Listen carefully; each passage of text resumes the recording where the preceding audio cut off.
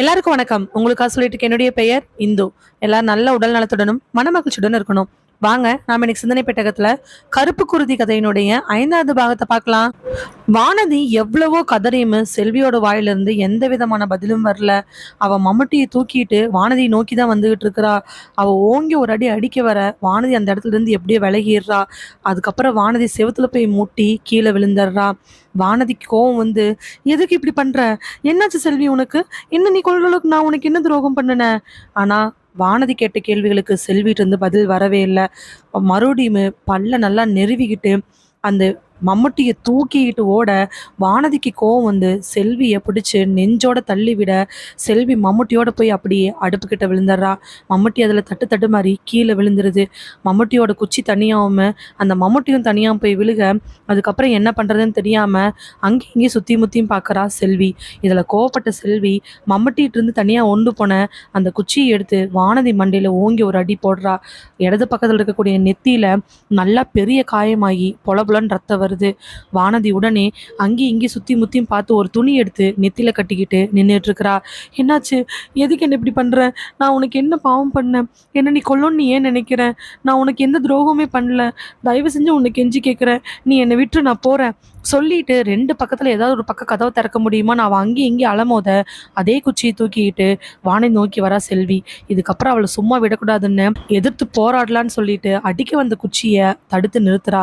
ஒரு பக்கம் வானதி ஒரு பக்கம் செல்வின்னு குச்சியை பிடிச்சு 2 பேர் இழுக்க வானதி இருக்கிற ஆத்திரத்துல அந்த குச்சியை ஒரு உதற அது அப்படியே போய் செல்வியோட வயிற்றுல பட்டு கீழே விழுந்துருது. வானதி இதுக்கப்புறமா ஓப்பன் பண்ணிட்டு ஓடிடலான்னு சொல்லிட்டு போகும் பொழுது வானதியோட காலை டப்புன்னு பிடிச்சிடுறா செல்வி. வானதியோட காலை பிடிச்ச உடனே செல்வி அவ இழுக்க வானதி அப்படியே கீழே விழுந்துடுறா. ஆனா அதே நேரத்துல நடந்த ஒரு நல்லது, டக்குன்னு கதவை ஓப்பன் பண்ணி விட்டுறா.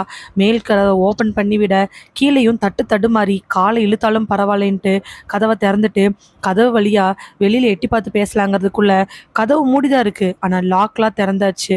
பக்கத்துல இத்தனை பேர் இருக்காங்க. அக்கம் பக்கத்துல பகல் நேரம் தானே, யாருமே வந்து காப்பாற்ற மாட்டாங்களா?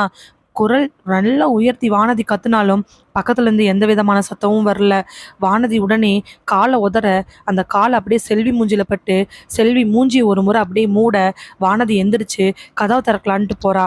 ஆனா அதுக்குள்ள டக்குன்னு எந்திரிச்ச செல்வி வானதியோட முடியை பிடிச்சு இழுக்க வானதி அப்படியே போய் கீழே விழுந்துடுறா.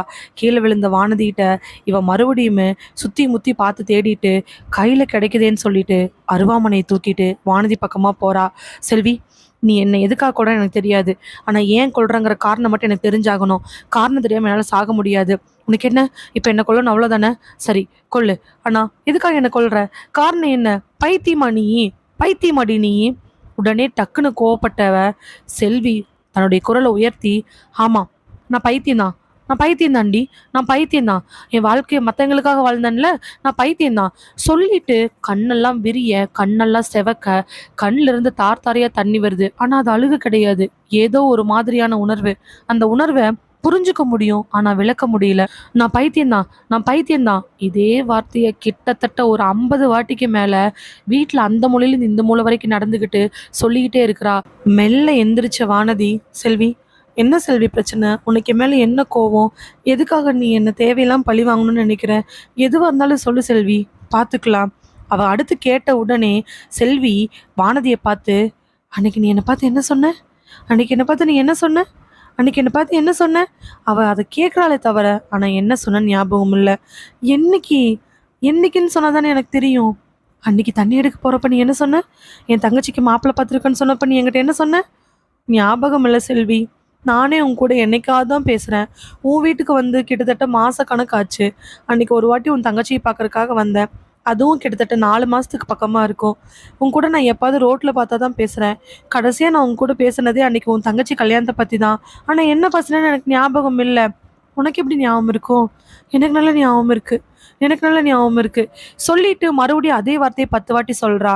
செல்வியோட செயல்கள் எல்லாமே நார்மலா இல்லை அப்படிங்கிறது மட்டும் நல்லா தெரியுது. அதுக்குள்ள டக்குன்னு தான் இடுப்பில் இருக்கக்கூடிய ஃபோனை எடுத்து பார்க்க டக்குன்னு திரும்பிடுறா செல்வி. உடனே ஃபோனை இடுப்பில் சொருகிட்டு முந்தாண்டியில் மறைக்கிறா. என்ன உனக்கு ஞாபகம் இருக்காது வானதி? ஏன்னா நான் தானே கஷ்டப்பட்டேன். நீ சொன்ன வார்த்தைக்கு உன்னை உயிரோட விடவே கூடாதுடி. சொல்லிட்டு வேகமா வந்து வானதியோட குரவழிய பிடிக்கிற செல்வி, அதே நேரத்துல டப்புன்னு கதவை திறந்துக்கிட்டு எஸ்ஐ, கான்ஸ்டபிள், வானதி வீட்டு பக்கத்துக்கார அம்மா, வானதியோட வீட்டுக்காரர் எல்லாரும் உள்ள வந்துடுறாங்க. உள்ள வந்தவங்க ஒரு பக்கம் செல்வி பிடிச்சி இழுக்க, வானதியோட வீட்டுக்காரரு வானதி ஒரு பக்கமா இழுத்து பிடிக்கிறாரு.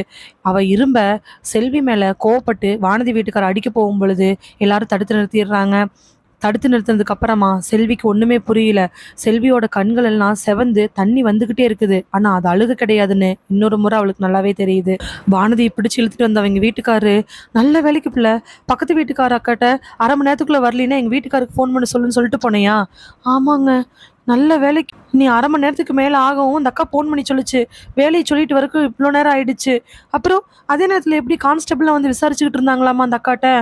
நான் தாங்க, செல்வி வீட்டுக்குள்ள வந்த உடனே ஏதோ வித்தியாசமா நடந்துக்கிறதுனால, வீடே வித்தியாசமா இருக்கிறதுனால, நான் எதுக்காக சந்தேகப்பட்டு வந்தனோ அது கன்ஃபார்ம் ஆனதுனால பின்பக்கமா போய் எஸ்ஐக்கு ஃபோனும் பண்ணினேன், மெசேஜும் பண்ணி விட்டேன். கான்ஸ்டபிளுக்கு டயல் பண்ணி இடுப்புல சொருகிட்டு தான் செல்வி மறுபடியும் கூப்பிடும்போது வீட்டுக்குள்ள வந்தேன். இதெல்லாம் கேட்டிருப்பாங்களாட்டிருக்கு. அதனால தாங்க சிட்டா பறந்து வந்துட்டாங்க. ஏற்கனவே ஸ்டேஷன்ல சொன்னாங்கல்ல நம்மக்கிட்ட, அந்த மாதிரி சீக்கிரம் வந்துட்டாங்க. நல்லதா போச்சு பிள்ளை எல்லாரும் ஒரே நேரத்துக்கு வந்தது. இல்லைன்னா உன்னை கொன்றுப்பா. நான் கிட்டத்தட்ட 1/2 மணி நேரத்துக்கு மேலே நீங்கள்லாம் வருவீங்கன்னு எப்படியோ அப்படி இப்படின்னு அவட்டிருந்து என்னை காப்பாற்றிக்கிட்டேங்க. ஆனால் அவள் என்னை ஏன் இப்படி பண்ணுறான்னு தெரியல. நான் கேட்டதுக்கு ஏதோ தண்ணி எடுக்க போகிறப்ப அவள் தங்கச்சி கல்யாணத்தை சொன்னாலாமா, அதுக்கு நான் என்னமோ சொல்லிட்டுனாமாங்க. எனக்கு என்னன்னே தெரிலங்க. சொல்லிட்டு வானதி அழுகவே உள்ள பின்னாடி அவள் கையை கட்டிட்டு எஸ்ஐயும் கான்ஸ்டபிளும் இறுக்க பிடிச்சிக்கிட்டு இருக்கிறாங்க. வானதி மெல்ல மெல்ல உள்ளே போக அவங்க வீட்டுக்கார் வேண்டான்னு தடுத்து நிறுத்தியுமே, இருங்க என்னன்னு பார்க்குறேன் சொல்லிட்டு உள்ளே போக செல்வி வேற எங்கேயோ பார்த்துக்கிட்டு வாய்க்குள்ள என்னமோ சொல்லிக்கிட்டு பைத்தியம் பிடிச்ச மாதிரி நின்றுட்டு இருக்கிறா. மனதால் ஒருவேளை பாதிக்கப்பட்டிருப்பாளோ அப்படிங்கிற எண்ணம் வர ஆரம்பிக்குது. கான்ஸ்டபிள் என்ன பின்னாடி விளங்க மாட்டி ஜீப்பில் ஏற்றுங்க. ஜீப் எங்கே நிற்கிது? இந்த பிள்ளை வானதி வீட்டுக்கு முன்னாடி நிற்கிது, கூட்டிகிட்டு போய் ஏற்றுங்க. தம்பி ஊரில் இருக்கிறவங்கலாம் வேற வழி இல்லைண்ணே, ஏற்றுங்க போய், நான் வந்துடுறேன். சரிங்க தம்பி. செல்வியை கான்ஸ்டபிள் கூட்டிகிட்டு போக அவள் எதுவுமே சொல்லாமல் பிரம்ம பிடிச்ச மாதிரி வேற எங்கேயோ பார்த்துக்கிட்டு கான்ஸ்டபிள் கூட தானாக நடந்து போகிறா. மதிய நேரம்தான், எல்லாரும் வெளியில் வேலைக்கு போயிட்டாங்கண்ணா. ஆனால் இருக்கிற 4-5 பேருமே வெளியில் எட்டி பார்த்து, செல்வி என்னாச்சு பிள்ளை, ஐயோ எதுக்கு ஏன் செல்வி கூட்டிகிட்டு போகிறீங்க? ஆனால் அவர் எதுவுமே சொல்லாமல் செல்வியை போய் வண்டியில் ஏற்றுறாரு. உள்ளே இருக்கக்கூடிய எஸ்ஐ வானதியை கூப்பிட்டு, சொல்லுங்கம்மா, நீங்கள் எனக்கு ஃபோன் பண்ணும்போது சொன்ன விஷயத்த சொல்லுங்கள். ஆமாம் சார், எனக்கு சந்தேகம் வந்துச்சு. வீட்டில் படுத்துட்டு இருக்கும்போது தான் ஞாபகம் வந்துச்சு. என்னைய கொலை பண்ணுறதுக்காக வெடி காலையில் துரத்திட்டு போகும் பொழுது 2-3 வாட்டி அந்த உருவத்தை நான் தொட வேண்டிய சூழ்நிலை வந்துச்சு. அப்போ தொடும் பொழுதே அது ஆம்பளைலேன்னு தெரிஞ்சுக்கிட்டேன். எனக்கு பொம்பளைன்னு சந்தேகம் இருந்துச்சு. இருந்தாலும் அந்த பரபரப்பில் என்னால் யோசிக்க முடியல. ஆனால் ஒரு வாட்டி நான் கீழே விழுந்து அந்த உருவத்தினுடைய காலை பிடிக்கும் பொழுது தான் நான் பார்த்தேன், காலில் கருப்பு கயிறு கட்டி இருந்தது. காலும் பார்க்கறக்கு பொம்பளை கால் மாதிரி தான் இருந்துச்சு. கணுக்கால் வரைக்கும் நல்லாவே பார்த்தேன். நிச்சயமாக இது ஆம்பளை காலையிலன்னு முடிவு பண்ணிட்டேன். அப்போதைக்கு தப்பிச்சுக்கலான்னு நான் தப்பிச்சிட்டேன். நான் கிணத்துக்குள்ளே விழுந்ததுக்கு அப்புறமா உள்ளே இருந்துக்கிட்டே 2-3 வாட்டி வெளியில் பார்த்தேன். அப்போது என்னை மேல் இருந்து அந்த உருவம் எட்டி பார்த்துச்சு. அப்படி எட்டி பார்க்கும் பொழுது நான் அந்த உருவத்தை 2-3 வாட்டி பார்த்துட்டு தான் தண்ணிக்குள்ளே மறுபடியும் போனேன். அப்போது எனக்கு ஒரு சாயலில் செல்வி மாதிரி தெரிஞ்சிச்சு. அதனால தான் சந்தேகப்பட்டேன். அப்பப்போ யோசிச்சு பார்த்தேன், அது பொம்பளை. உள்ளேருந்து கிணத்துல இருந்து பார்க்கும் பொழுது ஒரு சாயலில் செல்வி மாதிரி தெரியுது. அந்த உருவம் 2 வாட்டி தான் உருவத்தை முழுசாக காமிச்சிச்சு. அதுக்கப்புறம் மேலே துணி போட்டுக்குச்சு. அது கால் பார்க்கும் பொழுது கருப்பு கை இருந்துச்சு. இதெல்லாம் சந்தேகப்பட்டு தான் ஒருவேளை செல்வியா இருக்குமோன்னு வரலான்ட்டு வந்தேன். நீங்கள் ஏமா இந்த விஷயத்த போலீஸ் ஸ்டேஷனில் சொல்லலை? ஞாபகம் வரல சார். எனக்கு இன்னைக்கு காலையில் ஒரு அரை தூக்கத்தில் படுத்துட்டு இருக்கும் பொழுது தான் ஞாபகம் வந்துச்சு. அதனால தான் நானாக கிளம்பி வந்தேன். கிளம்பி வரும்போது எதுக்கு பாதுகாப்பாக இருக்கட்டும்னு சொல்லிட்டு வீட்டுக்காருக்கு ஃபோன் பண்ணேன். அவர் ஃபோனை எடுக்கல. அதனால தான் பக்கத்து வீட்டுக்கார அக்காட்ட நான் வரதுக்கு 1/2 மணி நேரம் ஆச்சுன்னா வீட்டுக்காருக்கு ஃபோன் பண்ணி செல்வி வீட்டுக்கு வர சொல்லுங்கன்னு ஒரு மேம்போக்காக சொல்லிட்டு வந்தேன். வீட்டுக்கு வந்து பார்த்தா 4 மாதத்துக்கு முன்னாடி வந்த வீடு மாதிரியே இல்லை. அது மட்டும் இல்லை சார், எனக்கு இன்னொரு சந்தேகம் இருக்குது. என்னம்மா? அனிதா செல்வியோட தங்கச்சி எப்படியும் 2 வாரத்துக்கு ஒருக்கா அவளை பார்க்காம இருக்க மாட்டா. கிட்டத்தட்ட இந்த 4 மாதமா அவள் வீட்டு பக்கமே வரல. அதை கேட்டதுக்கு அவள் வித்தியாசமாக நடந்துக்கிட்டா. அந்த தங்கச்சியை பற்றி கேட்கும் பொழுது அவளுடைய பேச்சு, அவளுடைய பார்வை, அவளை கண்ணோட இதெல்லாம் வித்தியாசமாக மாறினங்காட்டி தான் எனக்கு பயம் வந்துச்சு. அதனால தான் வீட்டுக்கு பின்னாடி வந்து ஃபோன் பண்ணலான்ட்டு வந்தேன். ஃபோன் பண்ணலான்னு வரும்பொழுது தான் அவள் வீட்டுக்கு பின்னாடி இருக்கக்கூடிய செடி, வாழை மரம் இதெல்லாம் எதுவுமே இல்லை. என்னமோ மாதிரி வித்தியாசமாக இருந்துச்சு. வீட்டையே மாற்றி வச்சிருந்தா. இன்னும் ரொம்ப முக்கியமான விஷயம் இருக்குது சார். வெளியில் வாங்களேன். வந்து பார்க்கும் பொழுது வீட்டுக்கு பின்னாடி ஒரு மரத்துக்கு கீழே நிறைய பொம்மை, சின்ன சின்ன பொருட்கள், ஒரு சைக்கிள்னு எல்லாமே கிடக்குது. அது கூட ஒரு துணி மூட்டையும் கிடக்குது. அங்கே பாருங்க சார். என்னம்மா? அது எல்லாமே அவ தங்கச்சி அனிதாவோட பொருள். அவ தங்கச்சியோட நெகத்தை கூட பத்திரமா வச்சிருக்கிறவ, அவ தங்கச்சி பயன்படுத்துகிற பொருள்னு பத்திரமா வச்சிருந்தது எல்லாத்தையும் தூக்கி அங்கே போட்டிருக்கிறா. நாங்கெல்லாம் கிண்டல் பண்ணுவோம். நிறைய அண்ணன் தங்கச்சி பார்த்துருக்கண்டி, ஆனால் அக்கா தங்கச்சி இங்கே தான் பார்க்குறோம் அப்படின்னு. எனக்கு அதனால பயங்கர சந்தேகமாய் தான் உங்களுக்கு ஃபோன் பண்ணினேன். இந்த சின்ன சின்ன சந்தேகங்களுக்கு பின்னாடி ஏதாவது பெரிய விஷயம் இருக்குமோன்னு நான் யோசிச்சேன் சார். அப்படி ஃபோன் பண்ணதுக்கப்புறம் தான் அவள் என்னை உள்ளே ரொம்ப கம்பல் பண்ணி கூப்பிட்டா. அவளோட வார்த்தைகள் எல்லாமே என்னை பயப்படுத்துகிற மாதிரி இருந்துச்சு. என்னைய ரொம்ப கம்பல் பண்ணி வீட்டுக்குள்ளே இருக்கிற வைக்கிற மாதிரி இருந்துச்சு. அதனால தான் உங்களுக்கு பாதி விஷயத்த சொல்லிட்டு உள்ளே வந்துட்டு அடுத்து கான்ஸ்டபிள் அண்ணனோட ஃபோனை ஆன் பண்ணி வச்சுக்கிட்டேன். அதுக்கப்புறமா தான் அதோட நடவடிக்கைகள் வித்தியாசமாக மாற ஆரம்பிச்சிச்சு. அதை இவர் கேட்பார் என்னன்னு தெரியல. ஆனால் எல்லா பக்கத்துலையும் ஏற்பாடு பண்ணிட்டு வந்தது எனக்கு நல்லதாக போச்சு சார். ஆனால் எனக்கு ஒரு சந்தேகம். எதனால் இவன் என்ன கொல்லணும்? எனக்கு ஒன்றுமே புரியலையே. இப்போ நீங்கள் சொன்ன எல்லா விஷயங்களையும் வச்சு சந்தேகப்பட்டு தான் செல்வியை கூட்டிகிட்டு போகிறோம். நீங்கள் சொன்னதுக்கப்புறமா தான் அவங்க நடவடிக்கைகள் இருக்கக்கூடிய வித்தியாசங்கள் எனக்கு நல்லாவே தெரியுது சார். இல்லை சார், அவள் எந்த காரணத்தை கொண்டு வேலைக்கு போகாமல் இருக்கவே மாட்டா சார். அவள் தங்கச்சிக்காக அவள் வேலைக்கு போயிட்டே தான் இருப்பா. அவளுக்கு உடம்பு சரினாலும் போயிடுவா. ஆனால் இப்போ ஒரு 4 நாள் அவள் வேலைக்கே போகலாம், வீட்லேயே தான் இருக்கா. ஏன்னு கேட்டதுக்கு, வெளியூரில் எதுக்கு போய்கிட்டு, வெளியூர் போனால் நிறைய பிரச்சனை வரும், நான் இங்கேயே உள்ளூர்லேயே வேலை கேட்டிருக்கிறேன்னு சொன்னான். சொல்லும்போது கூட அவளுடைய பார்வை, அவளுடைய பேச்செல்லாம் வித்தியாசமாக இருந்துச்சு. அவள் ஏன் வேலைக்கு போகலங்கன்னு எனக்கு நிஜமாலுமே புரியல. ஆனால் என்ன துரத்திட்டு வந்தது செல்வியாக இருக்குமோன்னு எனக்கு சந்தேகம் வந்தங்காட்டி தான் நான் அவள் வீட்டுக்கு வந்தேன்.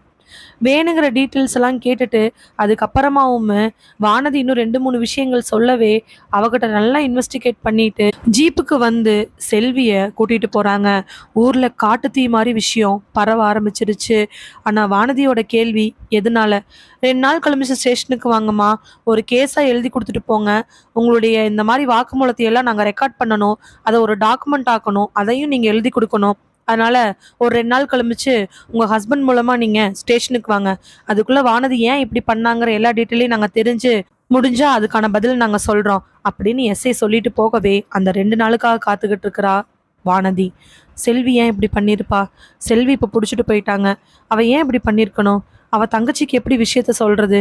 தங்கச்சி நம்பருக்கு ஃபோன் பண்ணால் ஸ்விட்ச் ஆஃப்னு வருது. எப்படி அவளை நம்ம கான்டாக்ட் பண்ணுறதுன்னு நிறைய பேர் அந்த ஊரில் ஒரு கேள்விக்குறியோடு சுற்றிட்டு இருக்காங்க. 2 நாள் கழிச்சு வானதி எழுதி கொடுக்க வர சொன்னதுனால ஸ்டேஷனுக்கு போயிருக்கிறா. உள்ளே போன வானதியோட கண்ணெல்லாம் செல்வியே தேடிட்டு இருக்குது. உள்ளே போய் எஸ்ஐயை பார்க்க, சார் எழுதி கொடுக்கறக்காக வர சொன்னீங்க. வாங்கம்மா, உங்களை தான் பார்த்துட்டு இருந்தோம். சார் செல்வி செல்வி எங்கே ஒப்படைக்கணுமோ அங்கே ஒப்படைச்சாச்சு. சார் என்ன சார், முதல்ல நீங்கள் போய் எழுதி கொடுத்துட்டு வாங்க, அப்புறம் பேசுவோம்.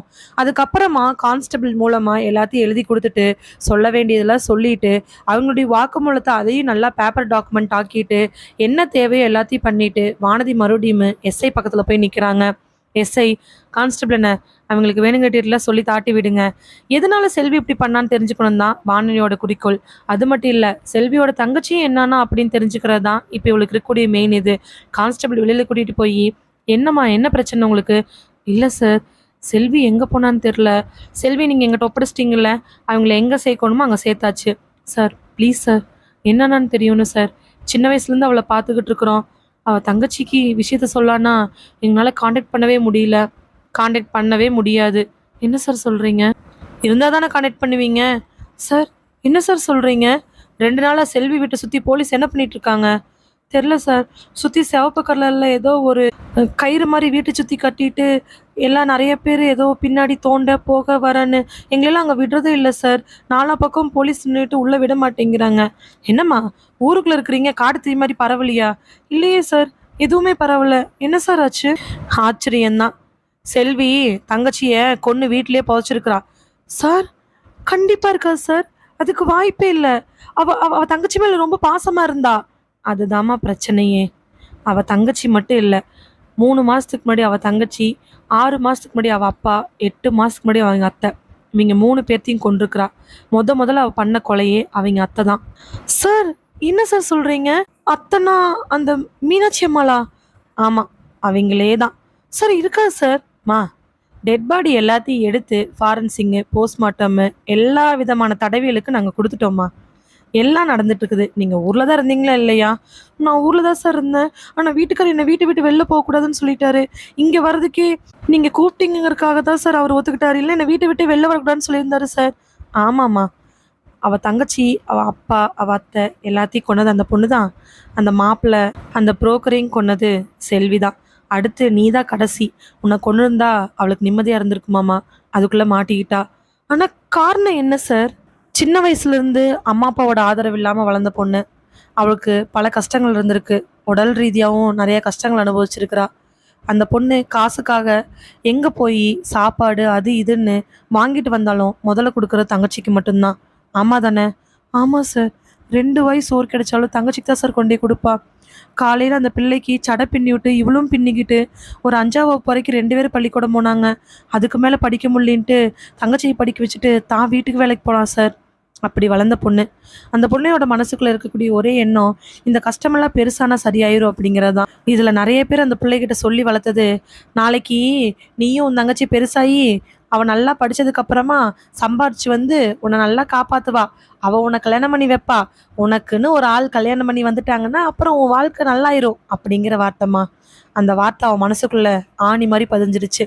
யாரை பார்த்தாலுமே நீ கல்யாணம் பண்ணிக்கிட்டீன்னா உனக்குன்னு ஒரு வீட்டுக்காரர் வருவார், உனக்குன்னு குழந்தைங்க வரும், உனக்குன்னு ஒரு குடும்பம் வரும், நீயும் உன் வீட்டுக்காரும் உன் அம்மா அப்பா மாதிரி இல்லாமல் நல்ல ஒரு அம்மா அப்பாவாக இருப்பீங்க, உன் தங்கச்சிக்கும் அதே மாதிரி ஒரு குடும்பம் வரும், நீங்கள் நல்லா இருப்பீங்கன்னு சொல்லி சொல்லி வளர்த்திருப்பாங்க போல். அதனால அந்த பொண்ணு மனசுக்குள்ள கல்யாணம், கனவை, குழந்தைன்னு ஆசை வந்துருச்சு. இது எல்லா பொண்ணுங்களுக்கும் இருக்கிறது தானே. குடும்பமே இல்லாத பிள்ளைக்கு வீட்டுக்காரன்னு ஒருத்தர் வந்தார்னா ஒரு குடும்பம் வரும், குழந்தைகன்னு குடும்பம் வரும். நிறைய குழந்தைங்க தங்கச்சி குடும்பம்னு இருக்கலான் இருந்தவளுக்கு கல்யாணத்துக்கு ஆசை வந்திருக்குது. கல்யாணம் ஆசை வந்ததுக்கு அவ மட்டும் காரணம் இல்லை, வீட்டில் இருந்தவங்களும் தான் காரணம். இந்த அத்தைன்னு சொன்னீங்க இல்லையா, அந்த அம்மா இதே மாதிரி ஆசைகளை தூண்டிக்கிட்டே இருந்திருக்க மாட்டிருக்குது. ஆனால் அந்த அம்மா பார்த்த மாப்பிள்ளை என்னமோ எல்லாமே 50 வயசு, 40 வயசு, 60 வயசுன்னு. சார், நான் கூட நிறையா வாட்டி சீக்கிரம் கல்யாணம் பண்ணிக்கடி, அப்போ தான் உங்களுக்குன்னு ஒரு குடும்பம் கிடைக்கும் அப்படின்னு சொல்லியிருக்கிறேன் சார். அதுதான்மா, நீ மட்டும் இல்லை, செல்வி பார்க்குற எல்லாருமே அப்படி தான் சொல்லுவாங்க. அதுதான் நியாயம் கூட. தனியாக இருக்கிற பெண்ணுக்கு ஆண் துணை கிடைச்சி அது மூலமாக குழந்தைகள் வரும் பொழுது ஒரு குடும்பமாகும் இல்லையா? அந்த ஆசை செல்வியோட மனசுக்குள்ள ஆணி மாதிரி பதிஞ்சிருக்குது. அப்படி ஒரு நாள் தான் தான் கல்யாணத்தை பற்றி தனக்குன்னு இருக்கக்கூடிய அத்தை கிட்ட பேசியிருக்கிறா. அத்தை, எனக்கு மாப்பிள்ளை பார்க்கலான்னு இருக்கேன், நீங்கள் அதுக்கு உதவி பண்ண முடியுமா? இதனடி பெருங்கூத்தா இருக்குது, உனக்கு நீயே மாப்பிள்ளை பார்த்துக்கு போறியா? நல்லா இருக்குதுடி. நீ ஏன் வந்து மாப்பிள்ளை கேட்க வேண்டிய சூழ்நிலை? அதுவும் சரிதான், உனக்கு யார் இருக்கிறா? உன் தங்கச்சி படிப்பு முடியறதுக்கு தான் இன்னும் 2 வருஷம் இருக்கே. அந்த 2 வருஷம் படிப்பை முடிச்சாதானே நீ அடுத்து யோசிக்க முடியும். இல்லத்த, எல்லாரும் சின்ன வயசுலன்னு சொல்லிக்கிட்டே இருக்காங்க. எனக்கு கல்யாணம் ஆகி எனக்குன்னு ஒருத்தர் வந்துட்டாருன்னா அவர் அம்மா அப்பாவோட இருக்கணுங்கிறது இல்லை, அவரும் எங்களை மாதிரி யாரும் இல்லாதவங்களா இருந்தாலும் பரவாயில்ல, நானும் அவரும் சேர்ந்து என் தங்கச்சி கல்யாணம் பண்ணி வச்சு, அடி போடி, அதெல்லாம் நடக்கிற காரியம் இல்லை. இப்படி பல வாட்டி அத்தைக்கிட்ட இந்த விஷயத்த பேசி முயற்சி எல்லாமே தோல்வியுற அப்பதான் புரோக்கர் பொன்னுச்சாமி கிட்ட முதல்ல பேசுறா. புரோக்கர் பொன்னுச்சாமியுமே முதல்ல ஒரு மாதிரி பேசினாலும் அதுக்கப்புறம் செல்விக்காக மாப்பிள்ளை பார்க்க ஆரம்பிக்கிறாரு. பொன்னுச்சாமி எல்லா மாப்பிள்ளை கொண்டாந்தாலும் அந்த மாப்பிள்ளை எல்லாமே 50 வயசு, 60 வயசு, இல்லைன்னா 3வது கல்யாணம், 2வது கல்யாணம்னு ரொம்ப அசிங்கமாக வருது. அது எல்லாத்தையும் நினச்சிக்கிட்டு ஒரு வாட்டி வெளியில் உட்காந்து பாத்திரத்தை கழுவிட்டு இருக்கிறா. அந்த நேரத்தில் தான் அவளோட அத்தை வராங்க. சோறாக்கிட்டியா? ஆக்கிட்டத்த. ஏன் இப்படி இருக்க? நடந்த விஷயம் எல்லாத்தையும் ஒன்று விடாமல் சொல்ல. சரிதானே, நானும் அப்படிதானே 2 மாப்பிள்ளை உனக்கு பார்த்தேன், அதான் உனக்கு நல்லது. நீ எல்லாம் உன்னோட வயசுக்கு ஏற்ற மாதிரி 30 வயசுலையோ 35 வயசுலையோ கல்யாணம் பண்ணிக்க முடியாது. கம்முன்னு 40-45 வயசுல கல்யாணம் பண்ணிக்கிட்டு உன் தங்கச்சிக்கு நல்ல வாழ்க்கையை ஏற்படுத்தி கொடு. அதான் உன் காலத்தையெல்லாம் உன் தங்கச்சி கழிச்சிட்ட, இனிமேல் அப்படியே இருந்துட்டு போவேன். இதே மாதிரி வார்த்தைகள் அத்தைக்கிட்டு வந்துட்டு இருக்க ஒரு முறை வீட்டுக்குள்ள உட்காந்து அத்தைக்கும் அவளுக்கும் பயங்கரமான வாக்குவாதம் ஆகுது. அந்த கோவத்துல அவ கரெக்டா வேலைக்கு போயிட்டு வந்து வச்சிருந்த மம்முட்டி எடுத்து அவ அத்தை மண்டையில ஓங்கி போட்டுடுறா. ஒரே அடியில வயசானதுனால இறந்து போயிடுது. என்ன பண்றதுன்னு தெரியாம அத்தைய நைட்டா வீட்டுக்கு பின்னாடி இருக்கக்கூடிய வாழை மரத்துக்கு அடியில கஷ்டப்பட்டு மண்ணை தோண்டி புதைச்சு மூடி வச்சிடுறா. ஊர் சனங்களுக்கு யாருக்கும் சந்தேகம் வர்றதுக்கு வாய்ப்பில்லை, யாரும் கவனிக்கிறதுக்கும் வாய்ப்பில்லை. நடுராத்திரி செல்வி மேலே சந்தேகம் வராது அப்படின்னு நினச்சிக்கிட்டு அவள் அந்த காரியத்தை பண்ணிடுறா.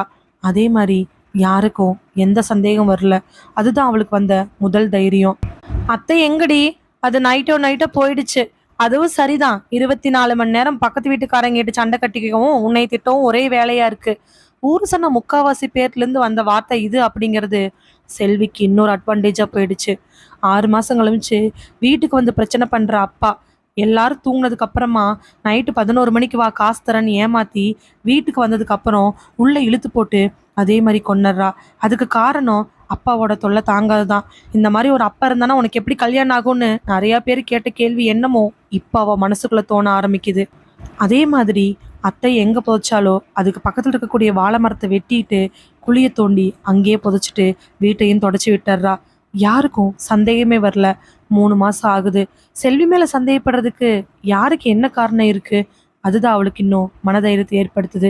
இந்த 2 கொலை என்னமோ மனசை கல்லாக்கிட்டு பண்ணிட்டா. அதுக்கப்புறம் ஒரு சொட்டு கூட அவள் கவலைப்படல. ஆனால் 3ஆவதா நடந்த அவள் தங்கச்சி கொலை, அதை மட்டும் அவனால் ஜீர்ணிக்கவே முடியல. ஏன்னா அது பிளான் பண்ணி நடக்கவே இல்லை, ஏதோ ஒரு வெறியில் நடந்தது. அதுதான் தாங்கிக்கவே முடியல. பொன்னுச்சாமி வீட்டுக்குள்ளே உட்காந்துக்கிட்டு காப்பி குடிச்சுக்கிட்டே செல்வியை பார்த்து, இங்கே பாரு செல்வி, வெங்கடேஷ் உனக்கு பார்த்த மாப்பிள்ளை தான், சின்ன பையன்தான். ஆனால் என்ன பண்ணுறது, உன் தங்கச்சி அவள் ஆசைப்படுறான்.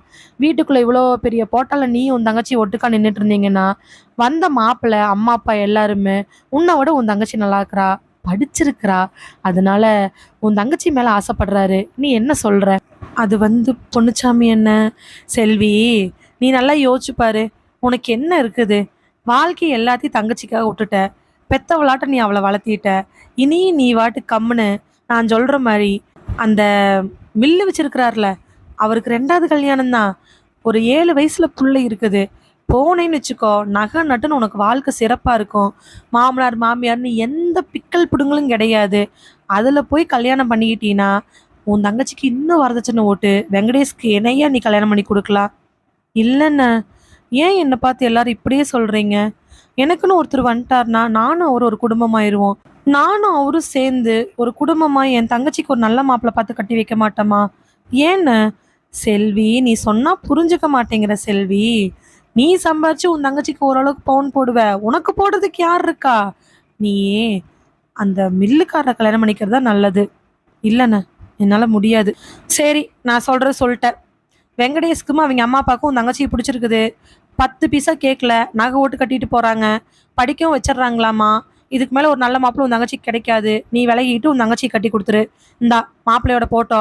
இந்த வாரம் உன் தங்கச்சி வருவாள்ல? வருவா. வந்தானா போட்டோ காமிச்சு விஷயத்த கேட்டு சொல்லு. சரிண்ணே சொல்லிட்டு பொன்னுச்சாமி போனதுக்கு அப்புறமா தண்ணி எடுக்கிறதுக்காக போறா.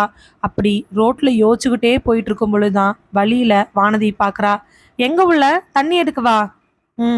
நானும் வர இரு. வேகமா ஒடியாந்து வந்து வானதி செல்வியோட ஸ்பீடுக்கே அவ கூட நடந்து வரா. என்ன பிள்ளை யோசனை?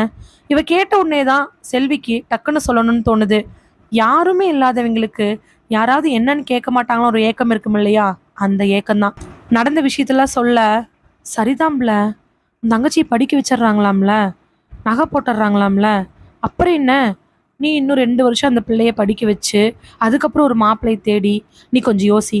இப்போ நீ இந்த மாப்பிள்ளையை கட்டிட்டு போற, உனக்கு ஏற்கனவே அந்த மாப்பிள்ளை பிடிச்சிருக்கு. ஆனால் அந்த மாப்பிள்ளைக்கு உன் தங்கச்சி தானே பிடிச்சிருக்கு. உன்னை கட்டிட்டு போய் வச்சிருந்தாலுமே நாளைக்கு உன் தங்கச்சி கல்யாணம் பண்ணி வைக்க மாட்டேன், படிக்க வைக்க மாட்டேன்னு சொல்லிட்டாங்கன்னா என்ன பண்ணுவ? அதனால நீ வேணா உன் தங்கச்சிக்கு இந்த வெங்கடேச கல்யாணம் பண்ணி வச்சிரு. நீ என்ன இன்னொரு மாப்பிள்ளைக்கு இது பார்த்துக்கலாம்ல, உனக்கு அந்த புரோக்கர் கிட்ட சொல்லி வேணா உனக்கு வேற மாப்பிள்ளை பார்க்க சொல்லு. அந்த மில்லுக்காரரு 2ஆம் கல்யாணம் தானே. ஏன் பிள்ள, உனக்கு எனக்கு ஒரே வயசு தானே. சரிதான் பிள்ள, ஆனால் பார்த்து வைக்கிறதுக்கு ஆயப்ப இருந்தாங்கன்னா என்ன வேணாலும் பண்ணலாம். நீதான் உன் வாழ்க்கையே. எதுவுமே பேசாம செல்வி வேக வேகமா நடக்க அதை கண்டுக்காம வானதி வாட்டுக்கு போயிடுறா. இப்படியே 1 வாரம் ஓடுது. பொன்னுச்சாமியுமே 2-3 வாட்டி செல்வியை நேர்ல பார்த்து கூட கேட்டாரு. அந்த வாரம் வெள்ளிக்கிழமை சாயங்காலம் தங்கச்சி வருவா. அவகிட்ட விஷயத்த சொல்லுவோம். எல்லாரும் இதை சொன்னாலும் அனிதா என்ன சொல்ல போறா? இல்லக்கா, நீ அவரை கல்யாணம் பண்ணிக்கக்கா, நீ அவரும் சேர்ந்து நல்லா சம்பாரிச்சு என்ன நல்ல ஒரு இடத்துல கல்யாணம் பண்ணி கொடுங்கக்கா, நான் 2 வருஷம் நிமிஷம் கல்யாணம் பண்ணிக்குவேன் அப்படிங்கிற வார்த்தையை தங்கச்சிட்டு எதிர்பார்க்குறா. அதைத்தானே அவளும் சொல்றது நியாயம் அப்படின்னு நினச்சிக்கிட்டு இருக்கிறவளுக்கு வெள்ளிக்கிழமை நைட் தான் பெரிய அதிர்ச்சி காத்துட்டு இருக்குது. ஃபோட்டோ காட்டுக்கா. ஃபோட்டோ வாங்கி பார்த்துட்டு, என்ன சொல்ற? ஏன் அனிதா? என்ன சொல்ற நீ? தயக்கத்தோட கேட்குற செல்வியை பார்த்து, எனக்கும் அவரை பிடிச்சிருக்குதுக்கா. நல்லா தான் இருக்காரு. புரோக்கர் அண்ணன் சொல்கிறது சரியாக தான் இருக்குது. நீ எத்தனை நாள் தாக்கா எனக்காக கஷ்டப்படுவ? அதனால தான் எனக்கு இவர் பிடிச்சிருக்கு. நான் கட்டிக்கிறேன். அதான் படிக்க வைக்கிறேன்னு சொல்லிட்டாங்கல்ல, அப்புறம் என்ன? ஆனால் மில்லுக்காரர் என்னை கட்டிக்க சொல்கிறாருங்கிற விஷயத்த தங்கச்சிக்கிட்ட செல்வி சொல்லவே இல்லை. ஒருவேளை மில்லுக்காரருக்கு ஒரு குழந்தை இருக்குதுன்னு அவரை கட்டிக்க சொல்கிறாங்க, அவரை கட்டிக்கிட்டாதான் எல்லாம் நல்லாகும் அப்படின்னு சொல்கிற விஷயத்த தங்கச்சிக்கிட்ட சொல்லியிருந்தாக்கி இது அனிதா, இல்லைக்கா நீ வெங்கடேஷே கட்டிக்கன்னு சொல்லுவாளா என்னமோ. டக்குன்னு இந்த வார்த்தையை சொன்ன உடனே செல்விக்கு கோவம் வந்துடுது. ஏன் அனிதா, உனக்காக தான் நான் இத்தனை நாள் எல்லாமே பண்ணினேன். நீ இப்போ இந்த வார்த்தையை சொல்கிறது சரியா?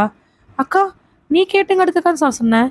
ஆனால் எனக்கு மற்றபடி அவள் சொல்கிறதுக்குள்ளேயே செல்விக்கு பயங்கரமாக அழுக வந்துடுது. அழுதுகிட்டே அவள் பாட்டுக்கு ஒரு ஓரமாக போய் உட்காந்துடுறா. அதுக்கப்புறம் அனிதா எவ்வளவோ முயற்சி செஞ்சுமே செல்வி சமாதானம் ஆகிற மாதிரி தெரியல. வந்த சலுப்பில் அனிதா அப்படியே படுத்து தூங்கிடுறா. நைட்டு முழுக்க அத்தை சொன்னது, பொன்னுச்சாமி சொன்னது, வானதி சொன்னது, அவங்க அப்பா, சுற்றி இருக்கிறவங்களா சின்ன வயசுலேருந்து பேசுனது, அது இதுன்னு எல்லாமே ஞாபகம் வந்து தங்கச்சி பார்க்க பார்க்க ஒரே ஆத்திரமாக வருது. உனக்காக தாண்டி நான் எல்லாமே வாழ்ந்தேன். ஆனால் நீயே இப்போது கல்யாணம்னு சொன்ன உடனே என்ன கண்டுக்காமல் கல்யாணம் பண்ணிக்கிறேங்கிற. எனக்கு ஆசை இருந்து கூட உனக்கு அது தெரியலல்ல, நானாக சொல்லணும்ல. நைட்டு பித்து பிடிச்ச மாதிரி பண்ண. கடைசியில் அவள் கண்ணுக்கு தெரிஞ்சது மம்மட்டி தான். ஒரே போடு. முதல்ல அடிப்பட்ட உடனே அலறி எந்திரிச்ச தங்கச்சிக்கு அடுத்து எந்திரிக்கவே கூடாதுன்னு சொல்லிட்டு வேக வேகமாக அடிக்க, அவள் வழியில் துடிக்க ஒரு துணி எடுத்து வாயில் கட்டிட்டு அடிச்சிட்றா. வெறியில் அடித்து முடிச்சதுக்கு அப்புறம் தான் ஒரு 10 நிமிஷம் கழிச்சு ஞாபகம் வருது, ஆசாசியாக வளர்த்தன தங்கச்சி அடித்து கொண்டுட்டோம் அப்படின்னு. வீட்டுக்குள்ளேயே உட்காந்து வெடிய கதறி கதறி அழுகிறா. நெஞ்சா தலையாக அடிச்சுக்கிட்டு அழுகிறா. அதுக்கப்புறம் முடிவெடுத்து தான் வீட்டுக்கு பின்னாடி போய் புதைக்கிறா. எவ்வளோ தங்கச்சி காலில் வெரசா பஸ்ஸுக்கு போயிட்டாளா? எப்போவுமே 3:45 4 மணி பஸ்ஸுக்கு போகிற தங்கச்சியை எல்லாரும் இப்படி தான் விசாரிப்பாங்க. அன்னைக்கும் அப்படி தான் விசாரிச்சாங்க. இதுவும் அவளுக்கு சாதகமாக போயிடுச்சுல்ல. தங்கச்சி கொலைக்கு மற்றவங்க தான் காரணம். குறிப்பாக வெங்கடேஷ், பொன்னுச்சாமி, அதுக்கப்புறமா கல்யாணத்தை பற்றி பேசின வானதி, இவங்கெல்லாம் தான் காரணம்னு மனசுக்குள்ளே நினச்சி எப்படி வானதி என்னை பார்த்து அப்படி கேட்டிருக்கலாம், எப்படி பொன்னுச்சாமி என்னை பார்த்து அப்படி கேட்டிருக்கலாம். அவள் அப்படி கேட்காம இருந்திருந்தானா என் தங்கச்சி நேரம் உயிரோடு இருந்திருப்பா, நானும் நல்லா இருந்திருப்பேன். என்னென்னா அவ்வளோ மோசமாக கல்யாணம் பண்ணிட்டு போக சொல்கிறாங்கன்னு மனசுக்குள்ளே நினச்சி அவள் கொலை பண்ணோன்னு துடிச்ச கடைசி 3 பேர் தான் வெங்கடேஷ், பொன்னுச்சாமி, வானதி. இதில் வானதி அப்போ தான் அவள் மாட்டிக்கிட்டா. எல்லாமே கேட்டு முடிச்சதுக்கு அப்புறமா கண்ணில் தாரையா தண்ணீரோட வானதி நின்றுட்டு இருக்கிறா. என்னம்மா ஆச்சரியமா இருக்கா? இல்லை சார், கஷ்டமா இருக்கு. இப்படி ஒரு விஷயம் அவன் மனசுக்குள்ள இருக்குன்னு தெரிஞ்சா நான் அவளுக்கு சப்போர்ட் பண்ணி தான் பேசியிருந்திருப்பேன். ஆனால் எனக்கு யாருக்கு என்னமா தெரியும்? மனசால பாதிக்கப்பட்டவங்க மனசுக்குள்ள என்ன நினைக்கிறாங்கன்னு யாருக்கு சொல்ல முடியும்? வீட்டுக்கு பின்னாடி புதைச்சிருந்த அவங்களோட அப்பா, அத்தை, தங்கச்சியோட எல்லாத்தையும் நாங்கள் தோண்டி எடுத்துட்டோம். இந்த விஷயங்கள் எல்லாத்தையும் 2 நாளாக நாங்கள் செல்விட்டிருந்து வாங்கிட்டோம். சின்ன வயசுலேருந்து மனசால கஷ்டத்தை மட்டுமே அனுபவிச்சவ திருமணம்னு ஒன்று ஆனால் குடும்பம்னு ஒன்று கிடைக்கும்னு நினச்சி ஏங்கும் பொழுது அது கிடைக்காம போக போக இந்த மாதிரி ஆயிடுச்சு. மனசால பாதிக்கப்பட்டவங்க இப்படி தான் ஒரு முடிவெடுத்து அது கிடைக்கலைங்கும் போது ஒரு ஆத்திரத்தில் கொலை பண்ணிடுறாங்க. அவங்கள இங்கிலீஷில் அந்தந்த வார்த்தைகள் சொல்லி கூப்பிடுவாங்க. ஆனால் நாம் அப்படி சொல்ல வேண்டாம். அந்த பொண்ணு இப்போ மனதால் பாதிக்கப்பட்டிருக்குது. அதுக்கு தேவையான எல்லா விஷயங்களையும் நாங்கள் பண்ணிக்கிட்டு இருக்கிறோம். இந்த கேஸுக்கு சம்மந்தமாக கூப்பிட்டா மட்டும் நீங்கள் வந்து சொல்லிட்டு வந்தால் போதும். பேசிட்டு இருக்கவே பின்னாடி டிவி செக்ஸில் நின்றுட்டு தான் கணவன் கூப்பிட, இதோ வந்துட்டேங்க, சீக்கிரம் வா, நான் வேலைக்கு போகணும், நின்று அவனாயத்தை பேசிக்கிட்டு இருக்கிற, ஊர் முச்சுடு அவள் பேர் என்ன தெரியுமா கெட்டு கிடக்குது, உனக்கு சொல்லக்கூடாதுன்னு தான் இருந்தேன், அதான் கான்ஸ்டபிள் சொல்லிட்டார்ல, வீட்டை சுற்றி பறிச்சுக்கிட்டு இருக்கிறாங்க, இன்னும் எத்தனை பணம் கிடைக்குன்னு தெரியல, கொலகாரி கூட வச்சுக்கிட்டு. அவள் புருஷன் சொன்ன உடனே திரும்பி, சார் இப்போ செல்வி எங்கே சார் இருக்கா? கவலைப்படாதம்மா, ஆதரவே இல்லாதவளுக்கு இனிமேல் அரசாங்க ஆதரவாக இருக்கும், நீ போ, இதுக்கு மேலே உங்கள் குடும்பத்துக்குள்ள இதுக்கு சண்டை.